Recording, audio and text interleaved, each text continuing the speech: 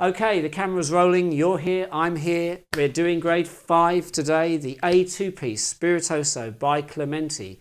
Clementi wrote a lot of very nice, short, fun, lively pieces on the piano, and this is one of them. I'm going to play it for you right now so you can hear it, and then we'll talk about the things we have to consider when we're learning it, and the things we're going to try and aim for, the qualities we're going to try and bring out of the piece. So we have the tempo suggestion of 116, Spiritoso, so it's nice and lively, but it's not crazy fast, it's just moving along. But within that, we've got to play all this, so it's going to get quite busy. Here we go then. So I'll just double check again. That's the tempo, okay.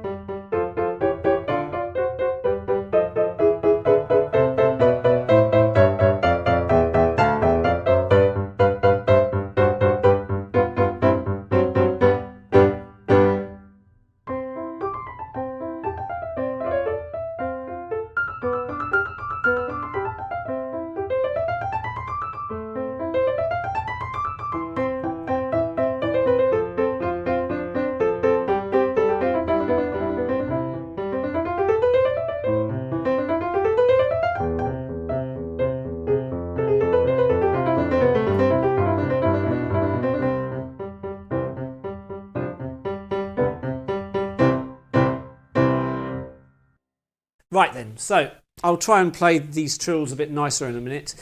Anyway, let's go back to the start and we will talk about this and break it down. Right hand is starting legato, so we're not going to rush, we're going to take our time.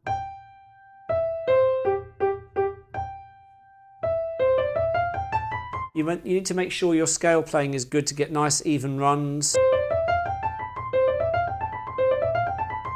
A good trick when playing scales fast is to move the thumb under as you're sort of playing the notes, so you can kind of tuck under.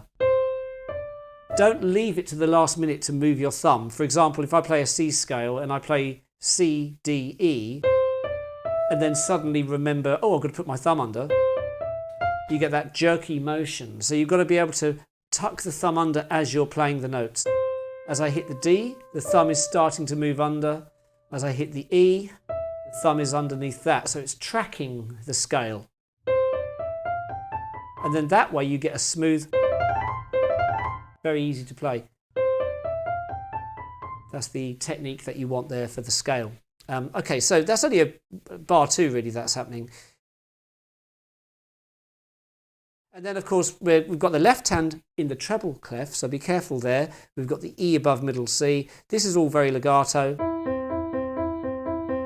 But again, you've got to work on making sure this is very even. If you're playing it fast and it's not very even, it's better to play it slower and work on really getting a nice consistent accompaniment going on. When you're playing it, watch for any tension in the hand. If the thumb is getting stiff and it looks like it's making a weird harsh shape, or if the little finger is sticking up in the air, these are all signs of tension. Even your shoulders, you need to make sure that you're, just loosen up a bit, maybe shake the shoulders, make sure you're nice and your posture's good. All these things can help you get a better chance of playing it well.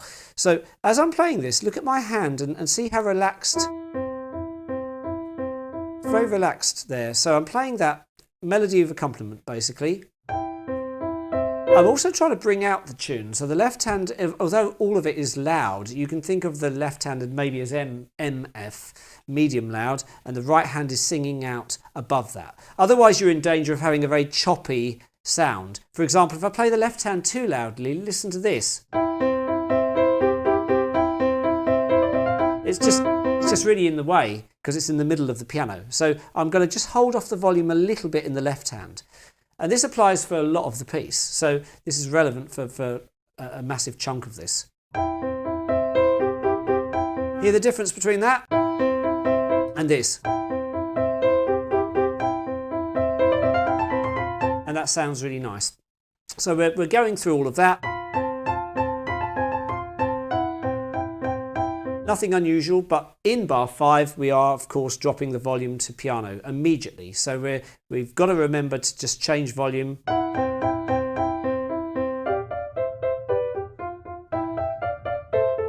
Nothing unusual about that.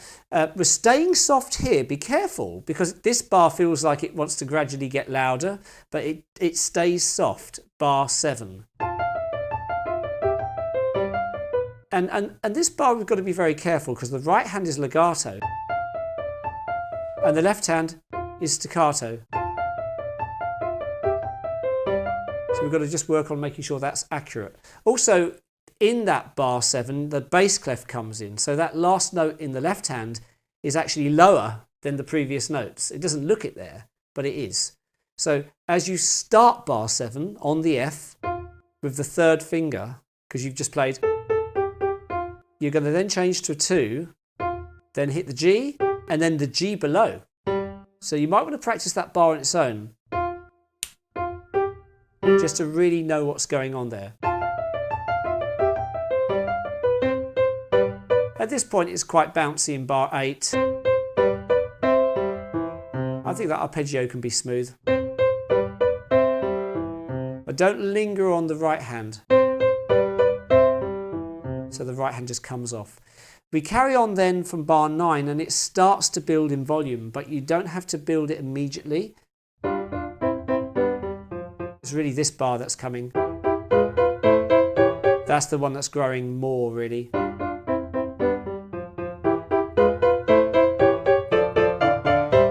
Oops, I clipped a note there. And I would say by the time you get to bar 12, you've really completed the opening section. So work on that, get comfortable with it, maybe consider memorizing some of this as well, because if you're always looking at the music like a slave to it, that's not always a good way of practicing. If you keep on trying to look away and internalize it a bit, that's a stronger way of learning anything. And I'm sure a lot of you know this already. So what we're going to do now, we're going to pick up from bar 13, dolce. So this is sweetly, that's what dolce means, of course. So it's legato. We've got slur markings there, but really, generally this is smooth. And then we have that acciaccatura. Make sure you follow the fingering suggestion in that bar, the 4 and the 3 on that bit there. And don't linger on the last note. That's all it's going to be.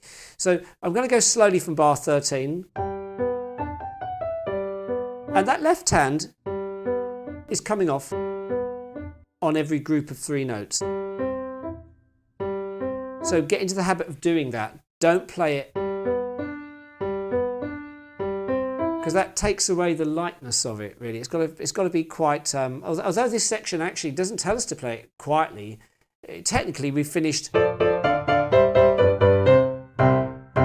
There's nothing there to tell us to play it softer, but it feels like it wants to be a little less aggressive here. It's sweet. It just needs to be, you know, a little bit more gentle.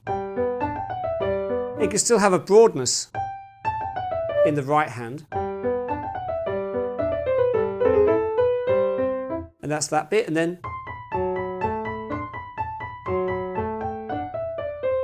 I'm not doing the fingering that's suggested there, although what they've suggested is good. Yeah, I don't think I started on the 4 in that bar. So this is bar 15 we're talking about, or just before 15. But I like the suggestion of starting on a 4. So for most of you, that's probably the best way to do it. Okay, and then we've got some scale runs coming up in bar 16. That's fairly straightforward. At this point, I'm thinking of this as either MP or MF. I'm not thinking of it as particularly loud.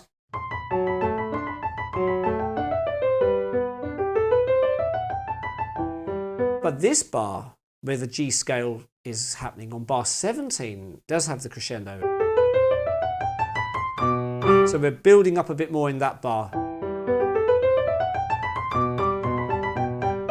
And of course the left hand here is just plodding along. You want to try and not get the thumb too loud here. If the thumb is louder than the bass note, you know, the B, don't go, you know, you want the bottom note, the main beat, to be driving it along.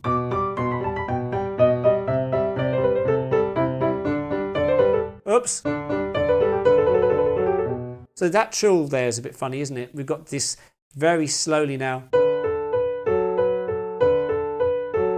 Over that left hand in bar 20, these are triplets. So you're playing 3 notes per left hand note. So the right hand's doing, think of it as elephant, elephant, elephant, elephant. Elephant, elephant, elephant, elephant. If we read the editorial marker above there, it's suggesting the trill is played starting on the B. B, A, B, A, B, A, B, A, B, A, G, A.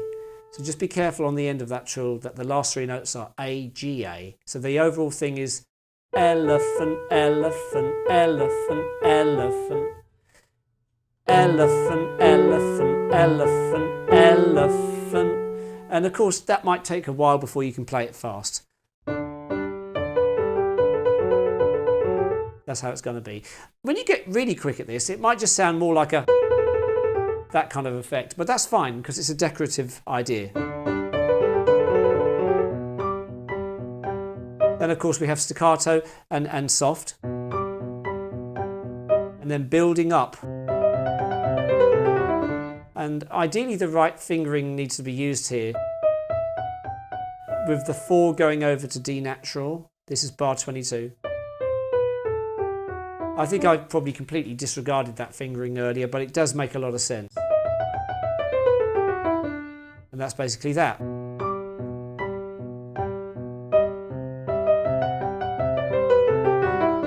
And trying to crescendo through that scale so we arrive at bar 23 strong.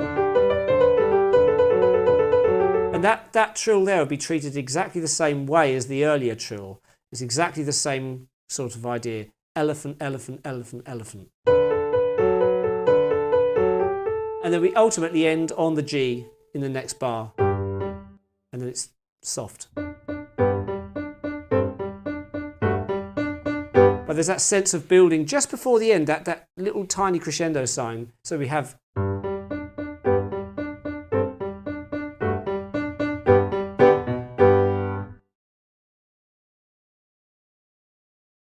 So we can now pick up from bar 27. Do keep in mind we've temporarily modulated into the key of G major. We've finished that previous section on bar 26. And we're starting off in what feels like the key of G now. Left hand still needs to be light. So don't play it too loudly, otherwise it's going to get in the way of the melody. For example, that's too loud. We've got to really keep that nice and quiet, so we can hear the melody. And there's that crescendo in bar 29. So let's hear it from bar 27 again.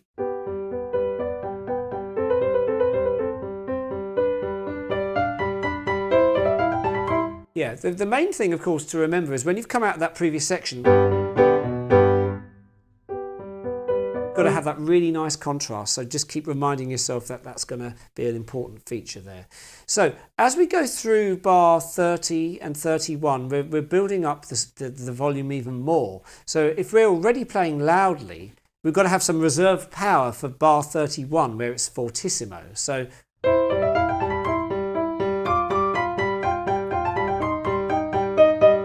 that's quite aggressive at that point. Now, you will notice if you watched me playing this earlier that I didn't turn the page at the expected point because it's just too difficult to turn the page when both hands are playing. So I memorized the following few pages. So for example, pages, I've memorized the following few bars. So when we get to the bar 33,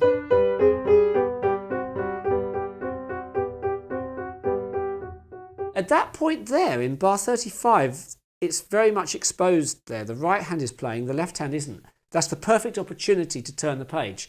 So this is a good example of how do we turn a page in a piece when it's really hard to do so. Is there an opportunity a few bars earlier or later where I can turn the page easily? So it's always a bit of a gamble because the other option, of course, is just photocopying a few pages and having it laid out in a row, or paying someone to come and turn your pages, or memorizing the whole piece, which is another option. But for these purposes, if you're reading the book in the exam, you need to probably practice memorizing these three bars. I'd really recommend it because then if you just work on that a lot,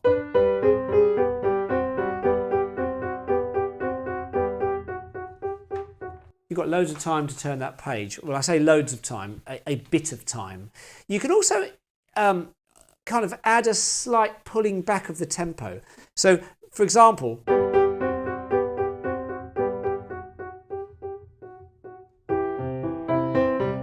that's a bit of an exaggeration what I've done there, but it shows you that musically that doesn't sound really out of place because we're about to go into like another section there really. So I think that's the best advice. I'm going to actually show you now playing this through from here. I'm going to go a bit slower. So from bar 31.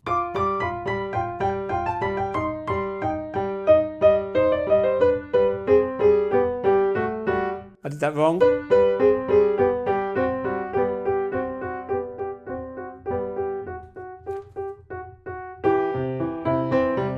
You get the idea. So that's how to deal with that page turn. You've also got to, of course, remember that at the beginning of this page there is a decrescendo, a diminuendo happening. So you've got to factor that into your memorized part as well. Now, we're going to pick up from bar 36, which of course is very much like the beginning, it's just lower.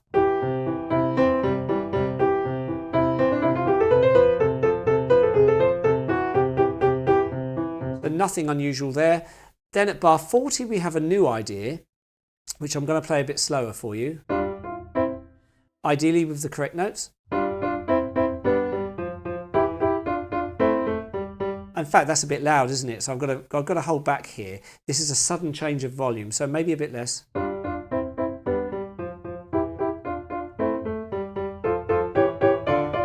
And that's like a wave. Imagine there's a kind of a crescendo, but then it can drop a bit. And then it can build again. Crescendos don't always have to just be soft to loud. You can have a kind of build up and a bit of a drop and then a build up again. You know, that adds sometimes to the excitement of something like this. Over a few bars, you can kind of... So this bit here, bar 42.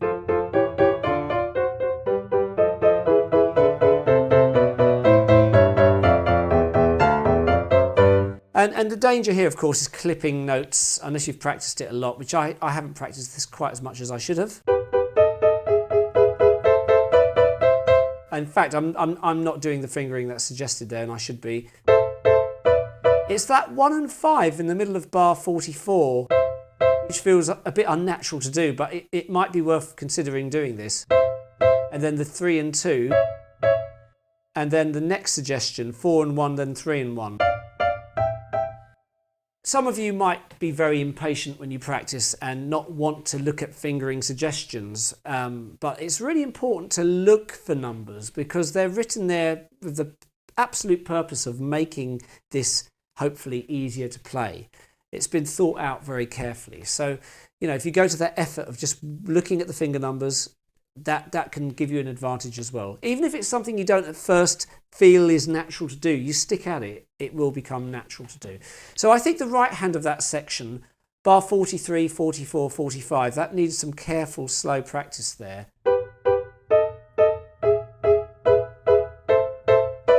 That 1 and 5, 2 and 3, and the changes of fingers here.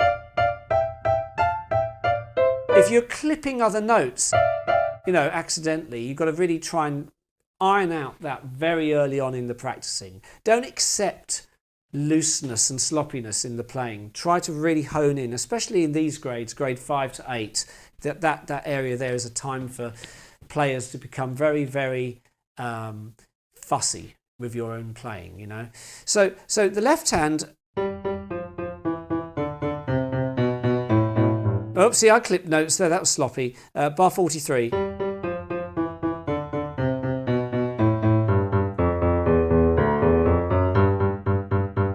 As a separate part, it's fairly easy. It just needs a bit of practicing, and then that'll be fine. So I'm going to play from 43 a little bit slower, and we can hear this progression unfolding.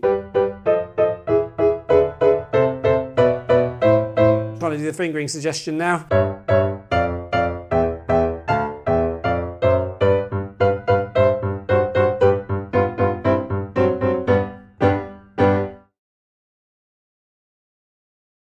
Treble clef coming up in the left hand at the bottom of that page into bar 49. Very much like earlier, this sweeter sounding idea, maybe not quite as aggressive. Then these extremely high notes, which is F, that one at the end of bar 50, F and E.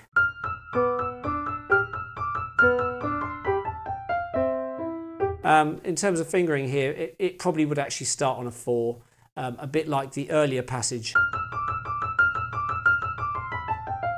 Yeah, you could probably work out 2 or 3 different ways to play that passage there with fingering, but as long as it's smooth and it's easy to do, it's fine. So.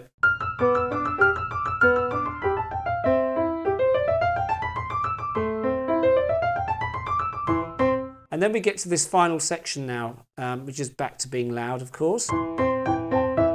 Again, a bit of clippage there, I've got to be careful.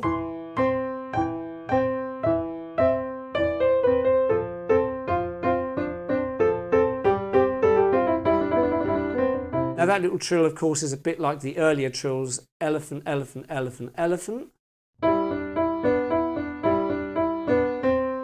That last part of the trill will have a C and a D in it. And then you're ending on a of the next bar. So that's how you'll deal with that. Then a C major scale.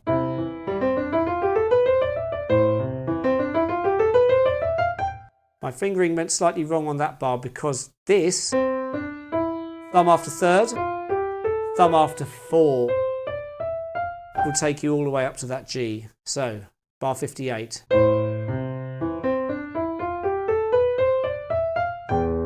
Then, as soon as you get past that bit, it's soft, isn't it?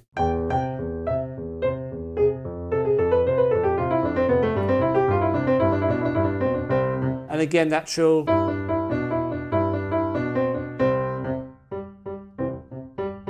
Notice how that last bit's soft there.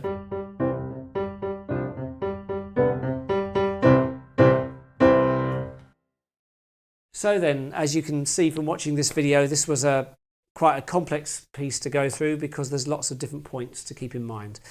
I hope it's fun for you to learn if you do try to do it, and I'm going to be making all the rest of these grade 5 videos very soon, so hopefully see you on the next one. Okay, take care for now. Thanks.